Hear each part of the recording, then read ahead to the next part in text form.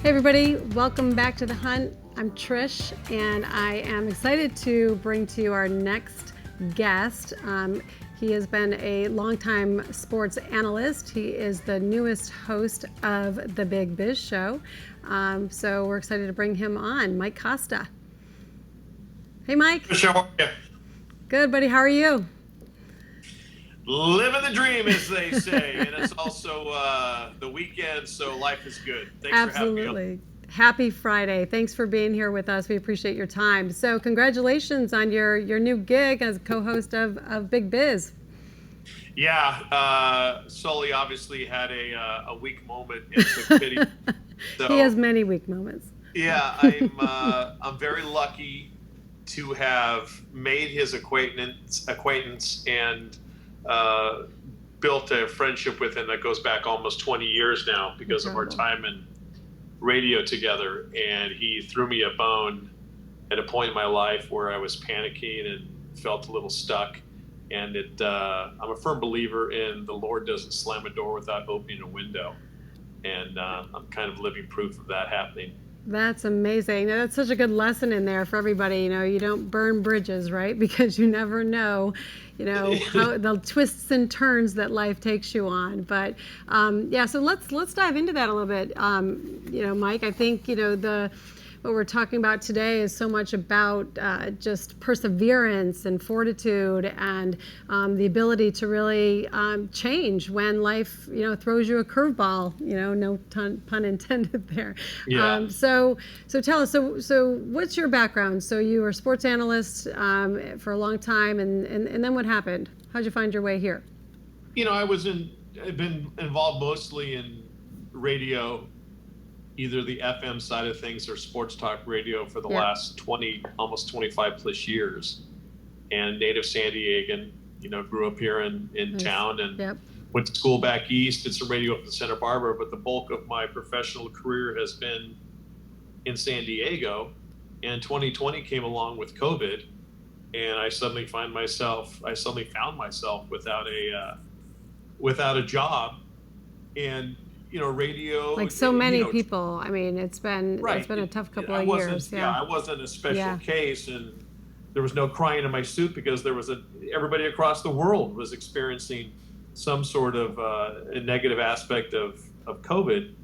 But here I'd been in this nice little cocoon, and I'd done quite well. I'd worked hard at it, and suddenly I was on the outside looking in, and it happened a couple times before that, because radio and television are volatile industries. Sure. But it was one of those situations where it was time to look in the mirror and time to ask myself, do I want to continue to put my family through this every couple of years, having someone come to me and say, well, sorry, you're gone, and then have to go back to them and say, listen, I lost my job again because of this reason or that reason.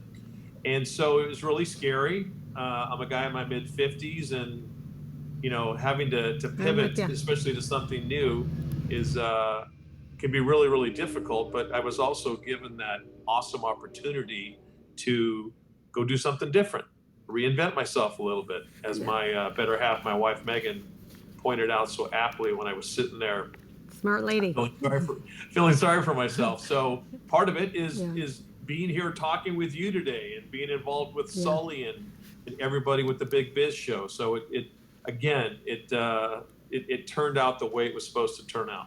Yeah, things usually do. I think, when I listen to your story, I find it so impactful because you can whine and cry in your soup, but it's the people like you that actually say, okay, I did enough crying, now I got to pivot and do something differently. It's also a great lesson for your family and as a leader of your family as well. And being in sports, I'm sure you have some grit deep down. Did you play sports yourself? I did. I was lucky enough to play football in high school and in college, and a lot of those lessons that you learn on the field you keep with you through life. And the proverbial, you get knocked down, you got to get back up, and no one's gonna, your mom's not there, your dad's not there to put a Band-Aid on it and kiss your forehead. Nobody's coming to save you, right? Yeah, no one's coming to save you. So it's what you got between the ears and I realize most of mine is rocks, but there is some brain in there as well. And so I'm sure there's a that's joke what in there somewhere. that's what I have to draw upon. Yeah, no, it's true. I mean, mindset, mentality, it's the first step to, making those improvements, right? So Yep. tell me, I'm going to kind of go out of my comfort zone here in a minute, but I was watching the draft yesterday for the NFL. I saw a bunch of tight ends on the first, couple of picks there. It was good. But there's a situation, with owners right now that they have almost, so much invested in stadiums, but yet they can't get, or in their teams, I should say, but they can't get stadiums, right? So, Right. I mean, what are some lessons from sports, just in terms of overcoming adversity and because there's an economic pull to that as well. Any insight into that, real quick? I think if you go through life and you continually tell yourself that you're the biggest, the baddest, the best, when somebody else comes along that is bigger and badder and better than you, boy, that pitfall is hard.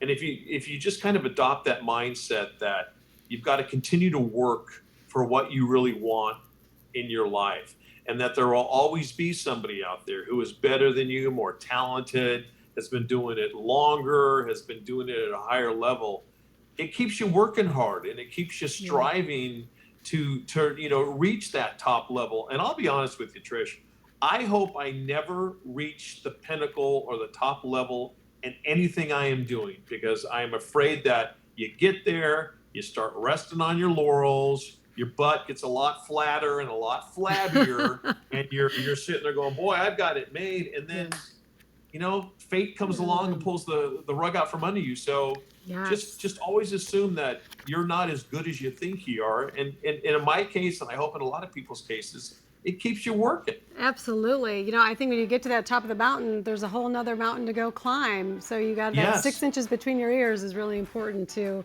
stay Right. humble and gracious, as we roll through life here. So, Mike, cannot thank you enough. Thanks for hanging in there with us today.